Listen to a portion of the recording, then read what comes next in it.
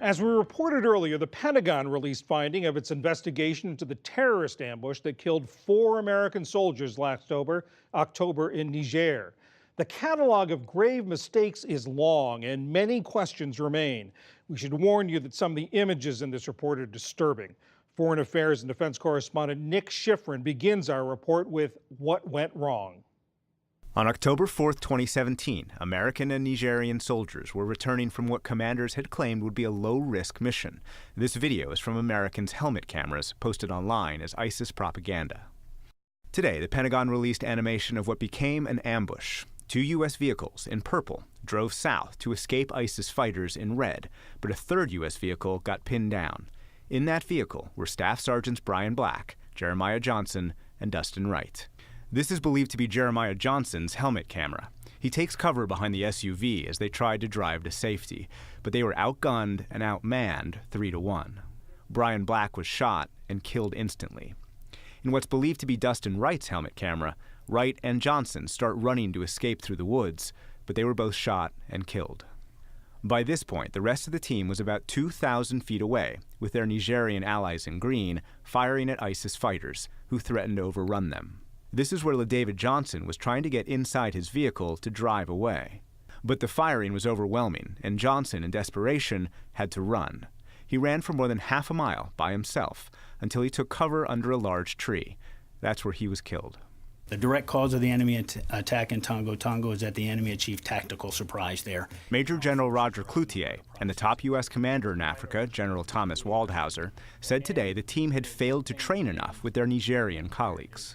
If you get to a position in an operation where you're under enemy contact, you need to be able to operate like clockwork without having to speak because you know the drills. And in this particular case, the team did not conduct those basic soldier-level skills that are really necessary to go on an operation such as this. The Pentagon investigation also found the team's commanders, 2 captains, mischaracterized the initial mission, claiming it was less dangerous than it really was.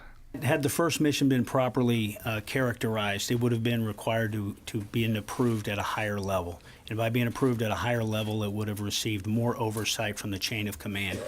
This team is part of Special Operations Command, seen here training Nigerian forces. Today, General Waldhauser said the team's training and equipment deficiencies were the fault of multiple commands. We have component commanders then who is in their charge, Special Operations Command Africa in this particular instance. It's his responsibility, his job to conduct, oversee the special operations all over the continent. U.S. commanders say in response to the ambush, they have increased soldiers' access to armored vehicles, become more restrained in the kinds of missions they undertake, and are emphasizing that the goals of any mission should be advise and assist, not conduct combat.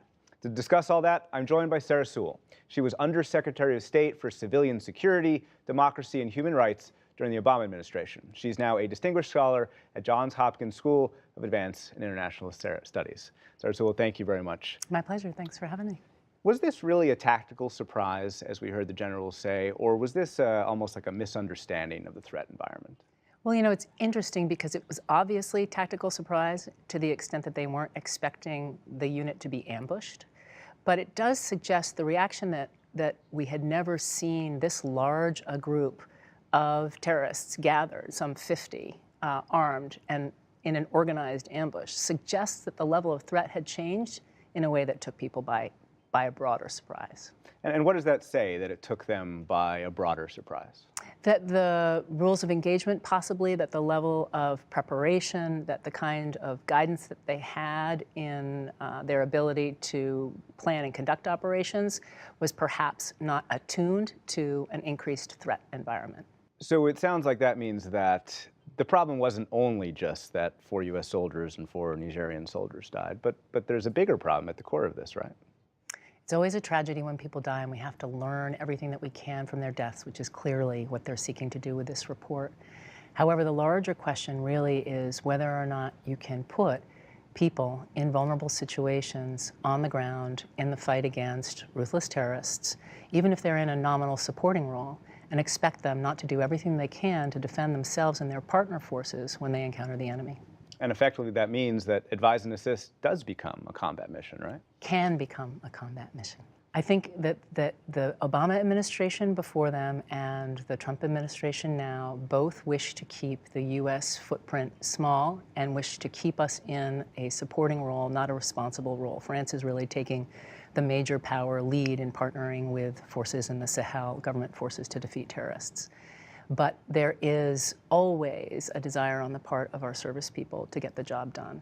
And there is always inherent risk when you have small units out and about facing uncertainty around the corner. That's why I think one of the great innovations is to insist that each unit have its own drone so that it has greater awareness of the operating environment so that it can avoid the kind of tactical surprise that it so tragically encountered. So that seems to reveal a tension between what the mission is stated to be, advise and assist, and perhaps a military desire to defeat the enemy, right?